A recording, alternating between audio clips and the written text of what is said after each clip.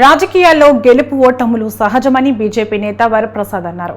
గడిచిన 5 ఏళ్లలో ఏపీలో ప్రజాస్వామ్యం లేదని, అందుకే నియంతృత్వం, అరాచక పాలన నుంచి కాపాడుకోవడానికి బీజేపీలో చేరినట్లు చెప్పారు.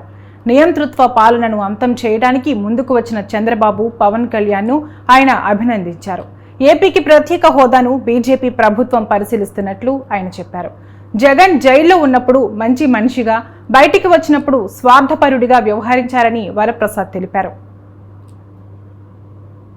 ఎన్డీఏ కూటమి ఏర్పడింది. చంద్రబాబు గారికి మనస్ఫూర్తిగా నేను ఒక పౌరుడిగా, చిన్న రాజకీయవేత్తగా వారికి చేతులు జోడించే నమస్కారాలు తెలియజేస్తున్నా. ఎందుకంటే ఎవరురా దీనికి అంతం పెడతారు నాకు తెలుస్తుంది. చదువుకున్న వ్యక్తిగా, సామాజిక స్ఫూర్తితో ఉన్న వ్యక్తిగా, ఒక అణగారిన వర్గాన్ని నుంచి వచ్చిన వ్యక్తిగా వారు సంక్షేమ పథకాలని చెప్పి తెలియచేస్తూ ఏ విధంగా అక్రమాలు చేస్తున్నారు, ఏ విధంగా అక్రమాలతో వచ్చిన, అవినీతితో వచ్చిన డబ్బులను మళ్ళా ఏ విధంగా ఓట్లు కొనుక్కోవాలన్నది కంటికి కనిపిస్తుంది. ఆ సమయంలో చంద్రబాబు గారు ముందుకు రావడం అనేది ఒక పౌరుడిగా, ఒక రాజకీయవేత్తగా వారికి మనస్ఫూర్తిగా అభినందనలు తెలియజేస్తున్నాం. దానితో పాటు పవన్ కళ్యాణ్ గారు వయసులో చిన్నవారైనప్పుడు కూడా నాకు 2009 నుంచి కూడా సుపరిచితులు. వారి దగ్గర నేను చేరాను. రాజకీయం మొదలుపెట్టింది, అరంగేట్రం చేసింది చిరంజీవి గారు పార్టీ పెట్టినప్పుడు కూడా పవన్ కళ్యాణ్ గారితో నేను అరంగేట్రం చేయడం జరిగింది రాజకీయం.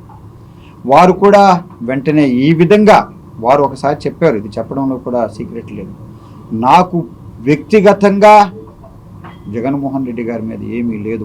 మొదట్లో వారు గత 5 సంవత్సరాలుగా నియంతృత్వ పాలన, అహంకార పాలన చూసిన తర్వాత, అవినీతి చూసిన తర్వాత నా ఆంధ్ర రాష్ట్రాన్ని నేను కాపాడుకోవాలా, ఆంధ్రప్రదేశ్లో ఉన్న ప్రజలను కాపాడుకోవాలా, అందుకే నేను చంద్రబాబు గారు కూడా ఈ విధంగా కలవడం జరిగిందని చెప్పడం జరిగింది. వారు నోటితో నాకే చెప్పడం జరిగింది.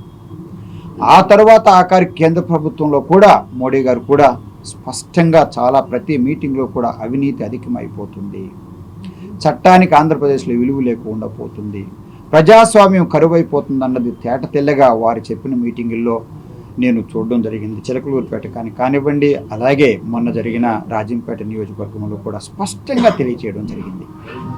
సో దీనితో వాళ్ళ ముగ్గురు కూడా ఎన్డీఏ కూటమి ఏర్పాటు చేయడం, వారు సర్వే చేసి నాకు అవకాశం ఇవ్వడం, నేను బయటకు వచ్చిన తర్వాత మరలా రెండోసారి జగన్మోహన్ రెడ్డి గారి వైపు కూడా నేను చూడాల.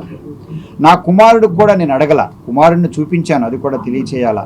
ఎందుకంటే మీరు అందరికీ మీ సొంత సామాజిక వర్గం ఉన్న వాళ్ళకి తండ్రులకి ఇవ్వకపోతే మీరు కుమారులకి ఇస్తున్నారు కదా. ఒకవేళ నాలాంటి వారి కనుక కొన్ని కారణాల వల్ల కొన్ని సామాజిక వర్గాలకు కనుక నేను సరిపడలేదు అనుకుంటే నా కుమారుడు ఒకడు ఉన్నారని